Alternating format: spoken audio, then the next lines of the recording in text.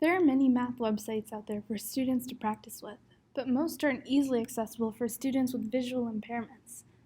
Many people with visual impairments navigate the web using screen readers. A particular obstacle for students studying math is that most screen readers aren't great at reading aloud complex mathematical formulas and symbols. They often lack the capability to read out special symbols, or they don't read out the formula in a natural way. For example, a screen reader might parse this formula as integral symbol a to b x to the power of 2 dx.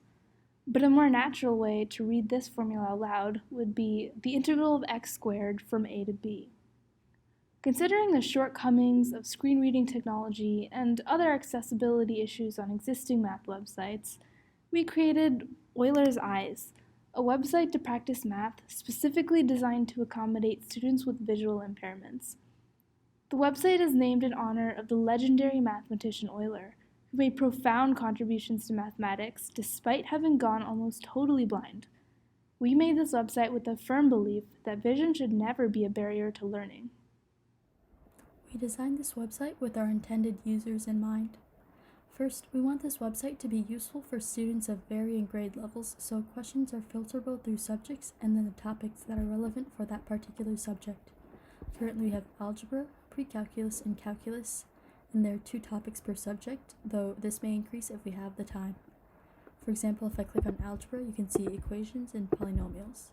In our calculus, there's differentiation and integrals. Once a user navigates to the topic they want, a single question is displayed as well as a button for revealing the answer and another for generating a new question. Having only one question on the screen at a time presents a cleaner, clearer website that allows people with low vision and people using screen readers to navigate with greater ease. Once a user answers that single question on the screen, they can check their answer by clicking on the Reveal Answer button, and then continue practicing by proceeding to a new question using this Try Another Question button. We use templating methods to generate new questions without having to store every question that we want to display. Here you can see several integral problems and their associated answers.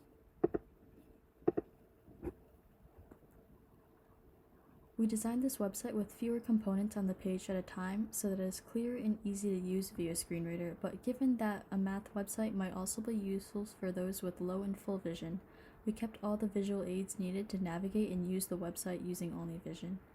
And we also designed the website using only white and black so that everything has the highest contrast possible, which makes it so that the elements on the page are as visually accessible as possible. So what we can see here is what accessing a math problem in our system is going to look like with the screen reader. As pictured, we have kept the website layout simple on purpose, both for the screen reader to actually, simply get through the components, as well as for the audio to not have too much verbal noise for the user. Some of it is somewhat unavoidable depending on the type of screen reader used, but ultimately we don't want to add too much extra noise just because of what our product and our system is actually going to have there.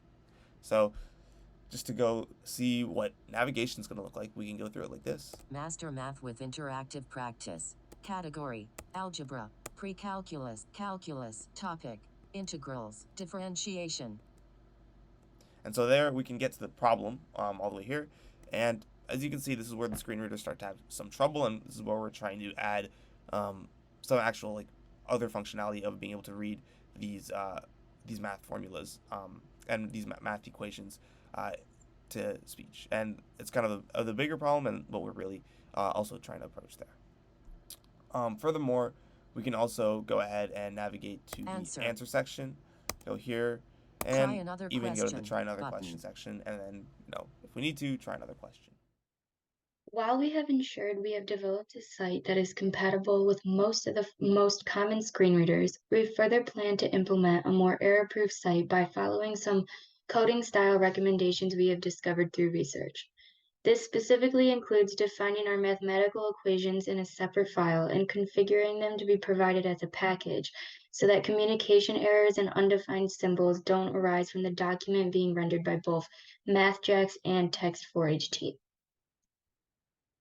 We further plan to implement mathematical problems involving figures such as graphs or charts that are accessible for individuals with visual impairments. We plan to do this by providing a full descriptive alternative text for each figure. This way, the screen reader will be able to accurately describe the figure and not just say figure like they commonly do when there is no alternative text provided. Additionally, we would like to implement more mathematical subject areas and corresponding topics to provide a wider array of mathematical practice resources.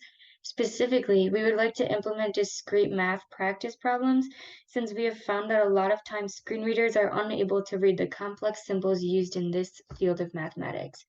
While doing this, we would like to incorporate templated math questions so that we do not have to hard code every possible question and answer into our site.